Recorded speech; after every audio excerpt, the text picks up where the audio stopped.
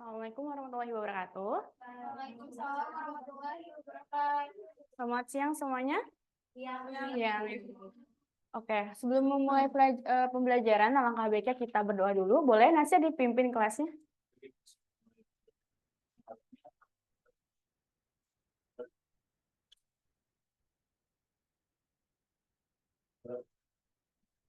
Baik, terima kasih Nasir. Nah, hari ini gimana kabarnya kalian? Baik. Ada yang nggak masuk hari ini? Siapa Ismi? 2 orang, ada Zahra sama Talita. Kenapa itu? Zahra sakit, Talita ini. Oke. Semoga cepat sembuh ya Zahra ya. Selanjutnya sebelum kita masuk ke sesi pembelajaran, kita masuk ke pretest terlebih dahulu. Oke.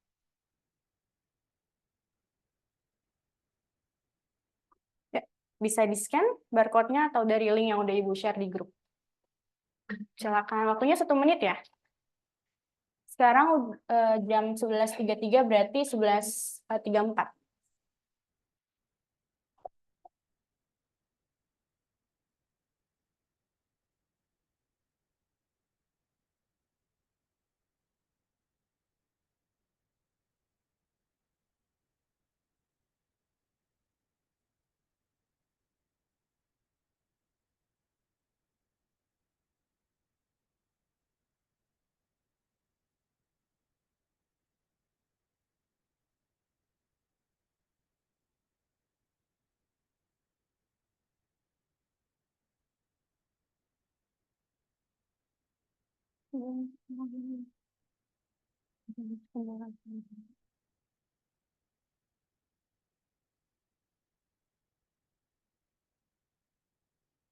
Oke, karena udah 11.34, dicukupkan dulu ya pretestnya. Yang belum mengumpulkan bisa dikumpulkan sekarang. Nah, hari ini ada yang tahu kita mau belajar apa? Sistem pencernaan. Nah, dari kalian pasti sebelumnya udah belajar kan di SD maupun di SMP juga kan, sekarang juga di SMA belajar tentang sistem pencernaan. Nah, kenapa sih kita harus belajar tentang sistem pencernaan? Boleh, Alfianta? Jadi kita belajar sistem pencernaan itu untuk mengetahui bagaimana sistem pencernaan itu bekerja dalam tubuh. Nah, iya benar banget. Bagus, Novianta. Jadi, alasan kita belajar sistem pencernaan agar kita tahu gimana sih proses dari sistem pencernaan tersebut di tubuh kita itu seperti apa. Juga kita tahu nih organ dan fungsi-fungsi dari sistem pencernaan. Berikut juga dari penyakit beserta juga solusi dari pencegahannya. Nah, oke, sebelum kita masuk ke materi, mungkin bisa dirapikan dulu mejanya, disiapkan juga alat tulisnya untuk kalian. Dan HP-nya jangan lupa ditaruh dulu. Oke, perhatikan ke depan ya. Ibu akan bahas dulu secara garis besar materi sistem pencernaan.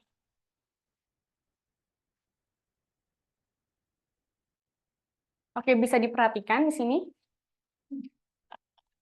Oke. Apa yang terjadi pada makanan kita setelah kita makan? Setelah kita makan itu makanan yang kita konsumsi itu melewati beberapa tahap dalam sistem pencernaan. Ya, benar banget, Bella. Oke, lanjut. Nah, berikut kita mulai dari perjalanan makanan kita tuh dimulai dari mulut. Nah, jadi saat kita makan, gigi kita tuh merobek dan menghancurkan makanan tersebut menjadi potongan-potongan yang lebih kecil.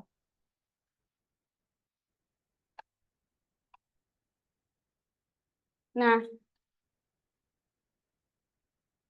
di sini air liur kita itu mulai memecah makanan dan mengubahnya menjadi campuran makanan dan cairan pencernaan. Nah, air liur juga membasahi makanan kita, membuatnya lebih mudah untuk ditelan. Nah, seperti kalian tahu mungkin, kalian ingat dengan enzim petialin. Nah, itu berfungsi juga pada mulut.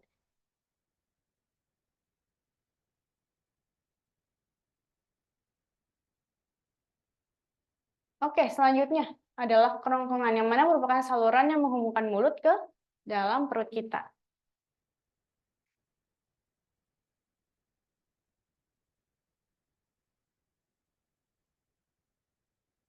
Nah, jadi setelah kita menelan, makanan kita akan mengalir ke esofagus atau kerongkongan yang diremas kuat yang disebut dengan gerakan peristaltik. Nah, selanjutnya gimana lagi? Setelah itu kita berada di dalam perut. Nah, ditunjukkan pada panah, di situ ada lambung, yang mana lambung itu akan meremas dan mencampur makanan dengan enzim. Ada yang ingat enzimnya? Apa? Amilase, pepsin, dan renin. Oke, dilanjut.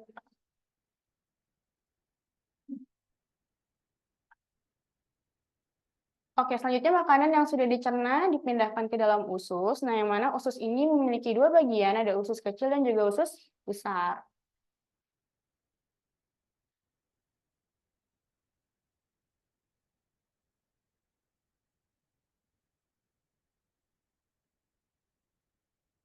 Nah, selanjutnya makanan kita diproses lagi di usus kecil dan tubuh kita mengambil semua nutrisi dari sana. Nah, terus di sini juga ada hati, pankreas, dan juga kantong empedu yang mana merupakan organ penting yang berperan dalam proses pencernaan dengan menghasilkan cairan pencernaan. Nah, di sini ada ditunjukin ya, di sini ada hati, ada pankreas, sama ada kantong empedu.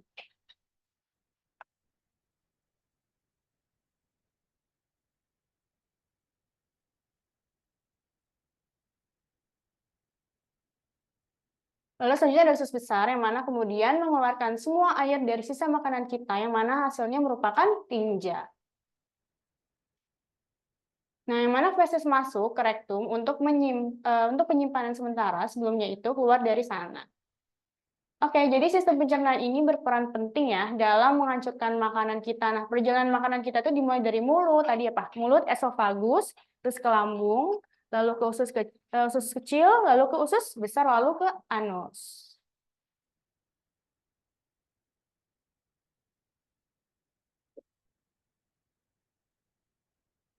Oke, baik. Selanjutnya ke sistem pencernaan ruminansia. Nah, jadi di sistem pencernaan ruminansia itu dimulai dari mulut, lalu dicerna oleh enzim-enzim yang ada di dalam air liur dari hewan ruminansia ini. Lalu kemudian dilanjut oleh, itu ada nomor satu, yaitu rumen, yang mana di rumen itu nanti difermentasi oleh mikroba.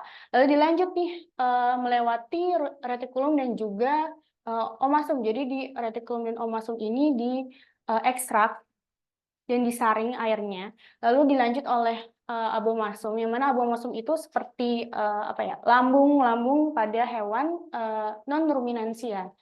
Lalu kemudian nutrisinya diserap oleh usus halus, lalu airnya diserap oleh usus besar, kemudian dilanjut oleh anus.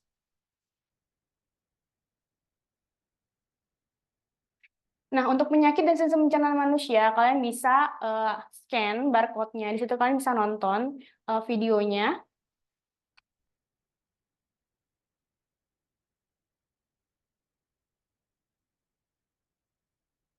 Nah, oke. Jadi segitu aja untuk pembahasan materi sistem pencernaan. Untuk selanjutnya ini kan masih secara garis besarnya. Untuk secara detailnya kalian bisa baca di bahan ajar kalian yang udah Ibu share di link, oke? Nah, selanjutnya kita akan ke LKPD. Bisa di pembagiannya, bentar. Pembagiannya. Nah, dibagi jadi 3 kelompok ya. Yang mana satu kelompok terisi 4 orang. Boleh sekarang, yuk dibagi-bagi. Satu kelompok 4 orang ya. Oke, karena Zahra sama siapa? Sama Talita nggak masuk, berarti ada satu kelompok yang lebih ya, 4 orang. Oke, oke. Udah, bagi. Iya.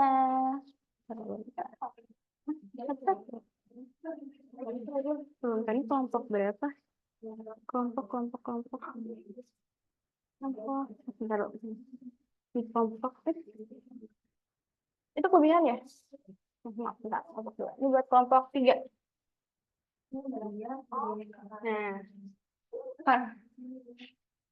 Nah, ayo. Nah, Ibu juga ada hadiah buat kalian ya. Oh, ada hadiah. Apa itu? Wow. Ini untuk yang kelompok 2.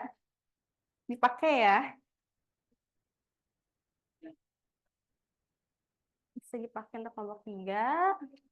dan bisa dipakai untuk kelompok 1. Oke, jadi buat kalian dikerjakan LKPD-nya, masing-masing dari anggota mendapatkan 1 nomor. Diskusinya waktunya 5 menit ya. Nanti 5 menit kemudian kita akan presentasi untuk jawaban soalnya. Oke, bisa dimulai dari sekarang? Ayo. Gimana nih, susah make atau nggak muat?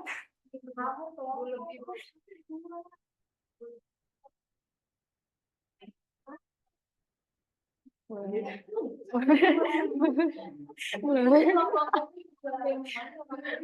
Boleh. Enggak, nih sini. Kan ada kelompoknya. Kalian kan kelompok 2, jadi kan ada 4 nomor. Ya. Nah, misalkan nomornya berapa? 2. Dia di kelompok 2 ini. Ini sampai sini. Nah, ini sama 1. Ini kelompok 3. Oh, ada yang nggak paham nggak? Oh. Ada kendala? Saya pakai gini, Bu. Aduh, sepertinya iya. Masih 4. Yang 3. Oh, saya mau jawab 2 nomor, masih nggak apa-apa. Ada nggak? Diapain? Mau lihat? Satu apa satu? Ada. Ada 4 soal. Iya, 4 soal. Ini 2 apa? Udah ada jawabannya itu. Jelaskan struktural dan fungsional. Kamu di mana? Pertanyaan. Jangan lupa ditulis sama kelompoknya ya, sama anggotanya.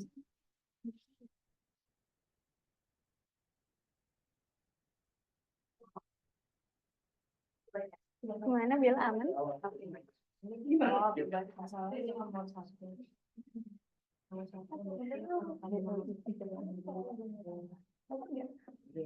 Oke.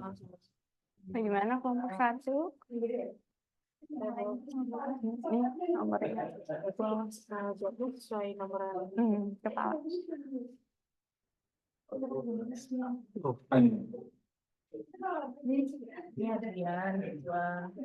Loh, emang ini bagian gue semua? Ini nomor 4 gak ada.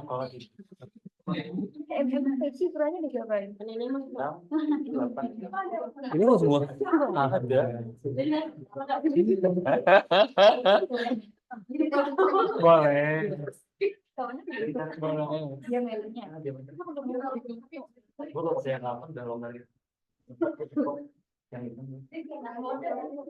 Bagaimana?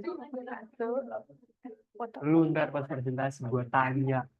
Ntar gue datang Juni kantor. tersedia itu buat orang yang udah mereka yang 3 rumah dan tidak ada ikatan. Gue wakil tentang ini. Bagaimana, Mariani?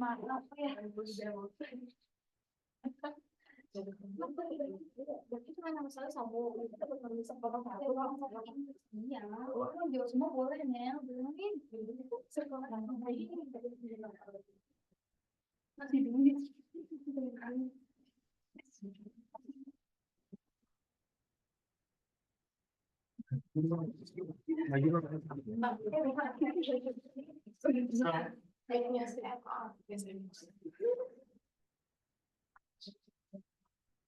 Evaluasi.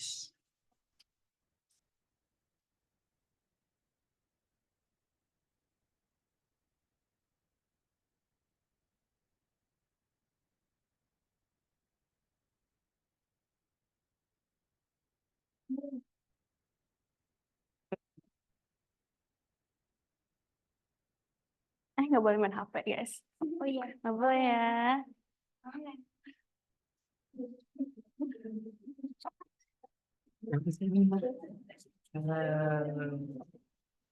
Lihat aja lu pasang Pro SPS.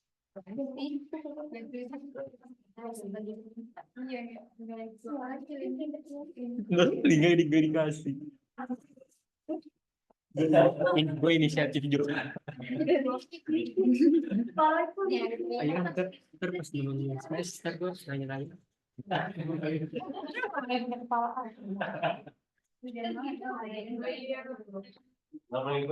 Boleh, boleh. Nggak ada hak cipta, nggak ada hak cipta. Oke, udah 5 menit ya. Lanjutnya kita ke sesi presentasi. Siapa yang mau maju duluan?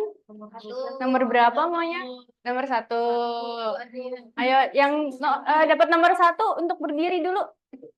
Yuk, maju, maju. Maju. Nah, iya, oke. Oke, bisa dibacakan soalnya. Mau dari kelompok mana dulu? Oke, soalnya adalah nggak ada di situ ya? Di sini. Jelaskan bagaimana mekanisme koordinasi antara enzim pencernaan pada bagian tersebut nih bagiannya ya guys. Ya. Jadi yang pertama kita ngomong satuan ya? Iya. Oh iya. Jadi yang pertama itu ada cephalic phase, itu ada otak itu mengirimkan sinyal melalui saraf vagus ke lambung, kemudian merangsang produksi jus lambung yang mengandung asam klorida atau HCl dan pepsinogen. Nah, ini tuh buat mempersiapkan lambung untuk menerima dan mencerna makanan. Lanjut, boleh dari kelompok selanjutnya. Selanjutnya dari kelompok 2 itu ada gastric phase, di mana sekresi gastrin oleh sel G di antrum lambung diaktifkan oleh adanya peptida dan asam amino dalam makanan. Nah, gastrin ini meningkatkan sekresi HCl oleh sel parietal dan pepsinogen oleh sel Schiff. Nah, HCl ini mengaktifkan pepsinogen menjadi pepsin dan enzim proteolitik yang memecah protein.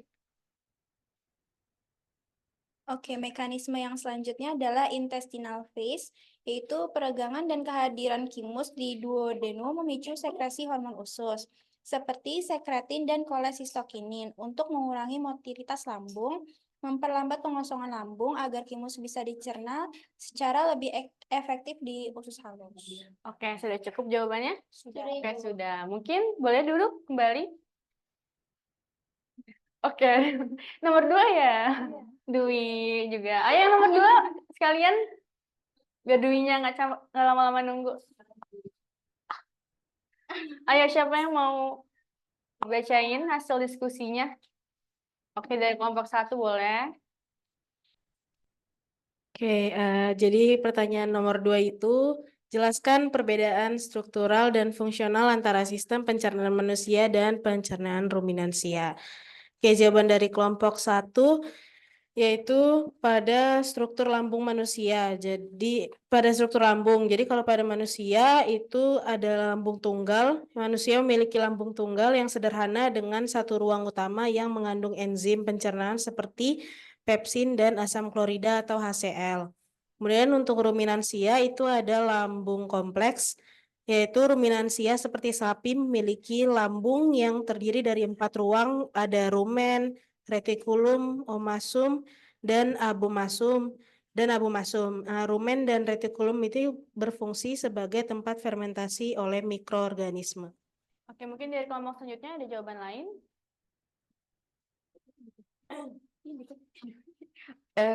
Dari kelompok 2 itu proses pencernaan karbohidrat. Kalau manusia itu enzimatik secara langsung, pencernaan karbohidrat terjadi melalui enzim amilase dalam saliva dan pankreas. Karbohidrat dipecah menjadi gula sederhana dan langsung diserap di usus halus. Nah, kalau ruminansianya itu fermentasi mikroba. Karbohidrat terutama serat kompleks dicerna oleh mikroorganisme dalam rumen dan retikulum ruminansia, lalu mikroorganisme menfermentasi serat menjadi asam lemak volatil. Lanjut kelompok selanjutnya boleh. Oke, perbedaan selanjutnya itu dalam adaptasi terhadap pakan serat. Kalau manusia itu terbatas, manusia memiliki kemampuan terbatas untuk mencerna serat kompleks karena kurangnya enzim yang dapat memecah selulosa dan hemiselulosa. Serat sebagian besar tidak dicerna dan berfungsi sebagai pencahar alami. Sementara kalau ruminansia itu sangat efektif. Ruminansia itu sangat efektif dalam mencerna serat berkat mikroorganisme dalam rumen. Mikroba ini menghasilkan enzim yang dapat memecah serat menjadi nutrisi yang dapat diserap. Oke, baik. Terima kasih untuk yang menjawab nomor 2. Boleh silakan duduk. Dilanjut dengan nomor 3. Boleh berdiri, maju ke depan untuk mempresentasikan hasilnya.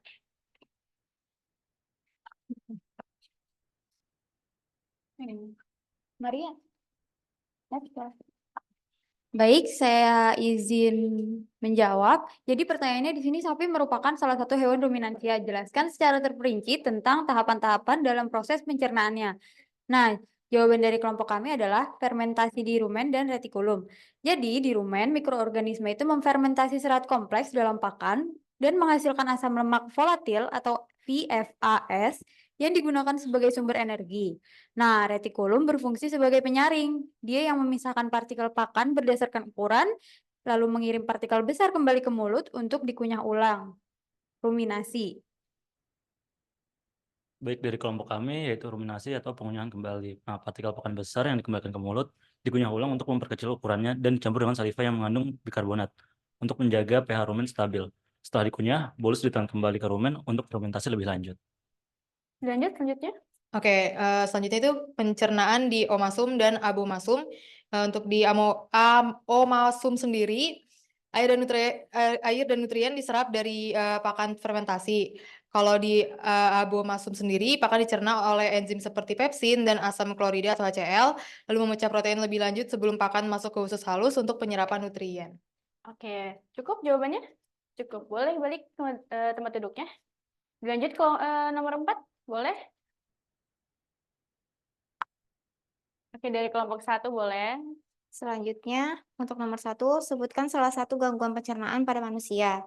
Yang pertama itu ada MAH, di mana MAH ini terjadi ketika lapisan pelindung lambung itu rusak, terus menyebabkan asam lambung merusak dinding lambung, terus dapat mengganggu pencernaan karena menyebabkan rasa sakit dan iritasi pada lambung, serta gangguan pada proses pencernaan makanan.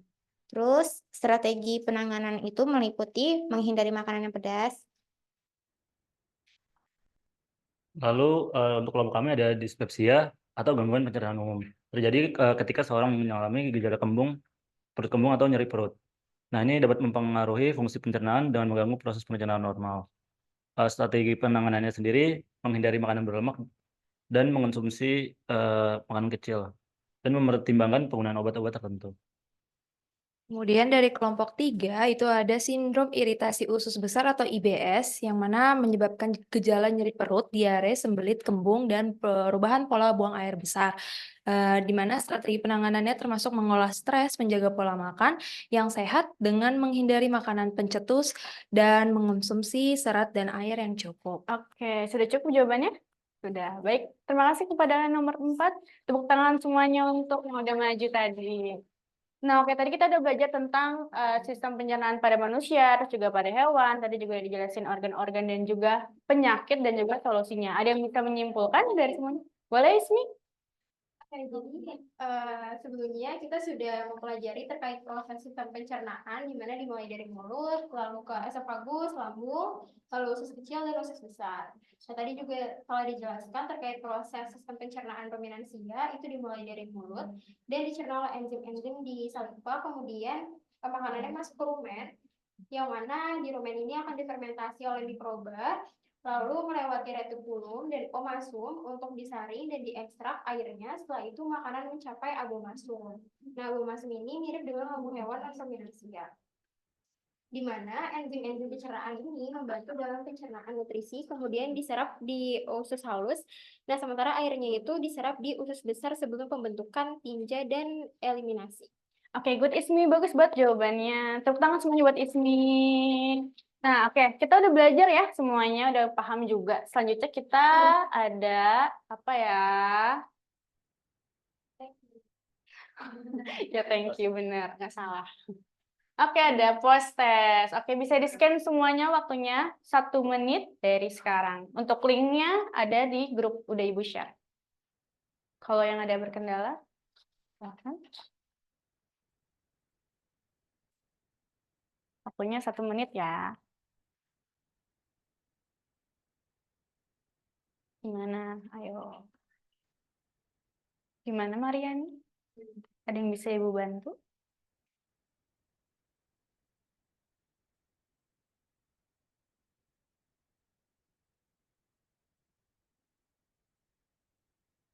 Oke, baik. Karena sudah 1 menit, sudah dikumpulkan semuanya? Sudah. Oke, mungkin dicukupkan saja untuk pembelajaran hari ini. Mungkin kita besok ketemu lagi di materi selanjutnya. Baik, Assalamualaikum warahmatullahi wabarakatuh. Waalaikumsalam warahmatullahi wabarakatuh. Terima kasih semuanya.